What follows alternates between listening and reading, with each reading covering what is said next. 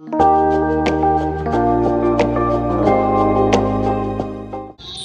guys, welcome to our channel. Kami dari kelompok 1, saya Janet dengan stambuk 182. Saya Hana dengan stambuk 172. Saya Ilona dengan stambuk 176. Saya Erik dengan stambuk 155. Saya Gabriela Nugroho dengan stambuk 168. Saya Farkan dengan stambuk 161. Pada kesempatan kali ini kami akan membahas mengenai badan usaha. Stay tune. Badan usaha adalah suatu kegiatan organisasi dan ekonomis yang mempunyai tujuan untuk memperoleh laba atau keuntungan dan memberikan layanan kepada masyarakat. Menurut Undang-Undang Cipta Kerja Nomor 11 Tahun 2020, badan usaha adalah badan usaha berbentuk badan hukum atau tidak berbentuk badan hukum yang didirikan di wilayah Negara Kesatuan Republik Indonesia dan melakukan usaha dan atau kegiatan pada bidang tertentu. Jenis badan usaha terbagi menjadi dua. Yang pertama, jenis badan usaha tidak berbadan hukum, dan yang kedua, jenis badan usaha berbadan hukum. Jenis badan usaha yang pertama yaitu jenis badan usaha berbentuk badan hukum. Jenis badan usaha berbentuk badan hukum merupakan suatu badan hukum yang dimana pemisahan kekayaan pemilik dengan kekayaan badan usaha sehingga pemiliknya hanya bertanggung jawab hanya sebatas harta yang dimilikinya. Salah satu contohnya yaitu perseroan terbatas, yayasan, dan koperasi. Jenis badan usaha yang kedua ialah jenis badan usaha yang bukan berbentuk badan hukum, ialah tidak ada pemisahan antara kekayaan badan usaha dengan kekayaan pemiliknya. Contohnya yaitu persekutuan perdata, firma, dan juga persekutuan komanditer atau C.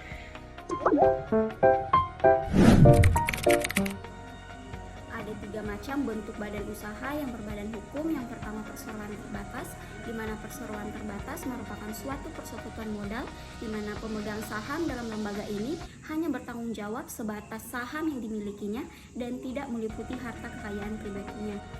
Yang kedua adalah koperasi. Koperasi adalah suatu badan usaha yang diisi oleh orang-orang atau badan hukum koperasi dengan melandaskan kegiatannya berdasarkan prinsip koperasi, yaitu sebagai gerakan ekonomi rakyat dan dijalankan berdasarkan asas kekeluargaan. Sistem penerimaan anggota umumnya sangat terbuka dan bersifat sukarela alias tanpa paksaan. Kemudian yang terakhir adalah yayasan. Yayasan adalah suatu badan hukum yang terdiri atas kekayaan yang dipisahkan dengan diperuntukkan guna mencapai tujuan tertentu di bidang sosial, keagamaan, dan kemanusiaan. Lembaga ini tidak memiliki anggota. Selain mengurus charity alias kegiatan-kegiatan amal bersifat kemanusiaan, suatu yayasan bisa pula melakukan satu atau beberapa kegiatan usaha seperti produksi barang dan jasa dengan tujuan untuk menunjang kegiatan sosialnya. Hal ini dilakukan dengan mendirikan unit usaha atau perusahaan dan atau ikut dalam suatu badan usaha lain. Persekutuan perdata adalah badan usaha bukan badan hukum yang dimana setiap sekutunya bertindak atas nama sendiri dan bertanggung jawab sendiri terhadap orang ketiga. Pendirian persekutuan perdata. Yang pertama, didirikan berdasarkan perjanjian persekutuan perdata. Yang kedua, dibuat dengan akta notaris dalam bahasa Indonesia. Yang ketiga, persekutuan perdata mulai berlaku sejak tanggal akta notaris atau tanggal kemudian yang ditentukan dalam akta notaris tersebut. Yang keempat, akta perjanjian persekutuan perdata memuat paling sedikit nama, tempat tinggal, kewarganegaraan, dan pekerjaan para sekutu perseorangan, atau nama, tempat kedudukan, dan status badan hukum bagi sekutu yang berbadan hukum.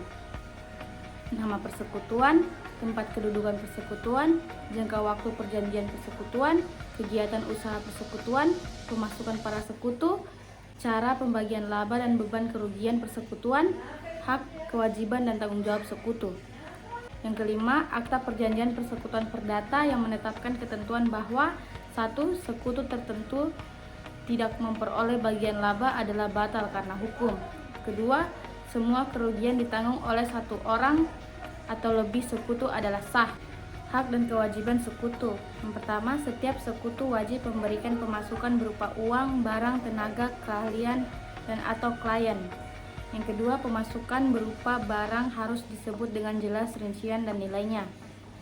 Yang ketiga, pemasukan uang dan atau barang apabila pemasukan tidak ditentukan pada tanggal yang diperjanjikan dapat dibebani bunga sesuai apa yang diperjanjikan. Yang keempat, pemasukan berupa tenaga dan atau keahlian.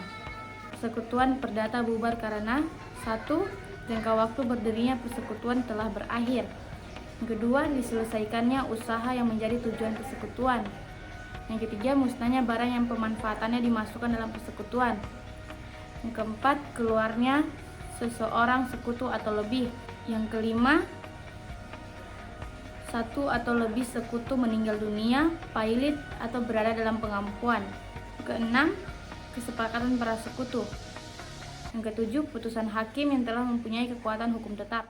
Persekutuan firma adalah badan usaha bukan hukum yang dimana setiap sekutunya bertindak atas nama firma dan bertanggung jawab secara tanggung renteng terhadap pihak ketiga. Hak dan kewajiban sekutu firma. Yang pertama, setiap sekutu firma berhak untuk mengurusi, mewakili, dan melakukan tindakan hukum untuk dan atas nama persekutuan firma sesuai dengan maksud dan tujuan persekutuan firma, kecuali ditentukan lain. Yang kedua, setiap sekutu firma bertanggung jawab secara tanggung renteng dengan persekutuan firma untuk semua perikatan persekutuan firma terhadap pihak ketiga.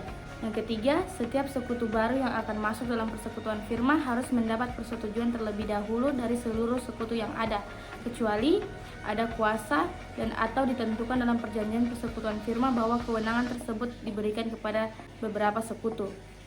Yang keempat, tanggung jawab sekutu baru terhadap semua perikatan persekutuan firma adalah secara tanggung renteng dengan sekutu firma yang lain dan atau persekutuan firma. Yang kelima, sekutu firma yang keluar dari persekutuan firma, jika persekutuan firma dilanjutkan, maka sekutu yang keluar tetap bertanggung jawab atas kewajiban-kewajiban persekutuan firma sebelum sekutu yang bersangkutan keluar. Pembubaran persekutuan firma.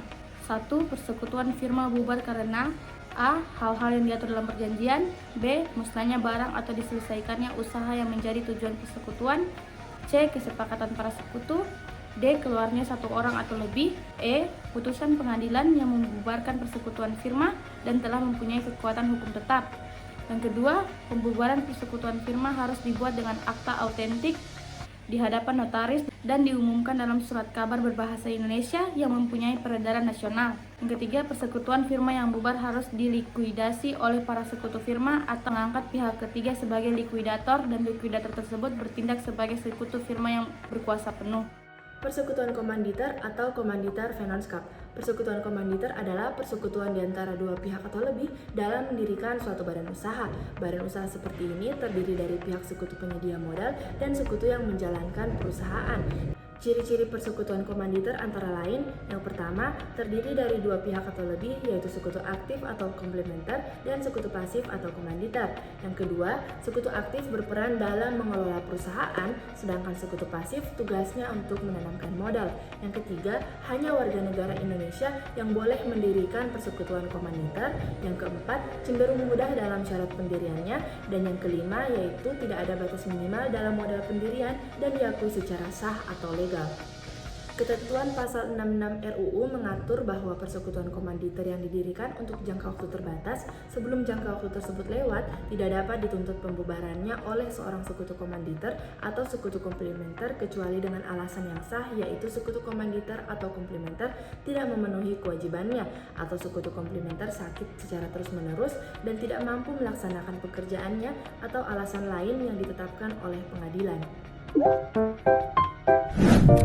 Dasar hukum badan usaha terdiri dari yang pertama, Kitab Undang-Undang Hukum Perdata, yang kedua, Kitab Undang-Undang Hukum Dagang, yang ketiga, Undang-Undang Nomor 25 Tahun 1992 tentang Pengkoperasian, Junto Undang-Undang Republik Indonesia Nomor 17 Tahun 2012 tentang Pengkoperasian. Yang keempat, Undang-Undang Nomor 16 Tahun 2001 tentang Yayasan sebagaimana telah diubah dengan Undang-Undang Nomor 28 Tahun 2004. Yang kelima, Undang-Undang Nomor 13 Tahun 2003 tentang Ketenagakerjaan. Yang keenam, Undang-Undang Nomor 25 Tahun 2007 tentang Penanaman Modal. Itulah materi dari kelompok kami. Thanks for watching. Bye!